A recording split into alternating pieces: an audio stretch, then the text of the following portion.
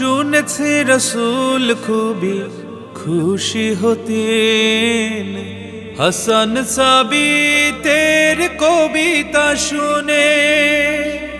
পাবো কি গো জান্নাতে আমি সে সুযোগ, দয়াময় তোমার রহম গুণে।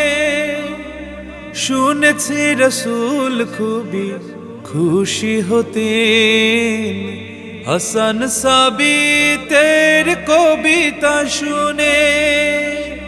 পাবো কি গো জান্নাতে আমি সে সুযোগ, দয়াময় তোমার রহম গুণে। কবুল করো প্রভু আমার চাওয়া, নসিবে দিও জান্নাত।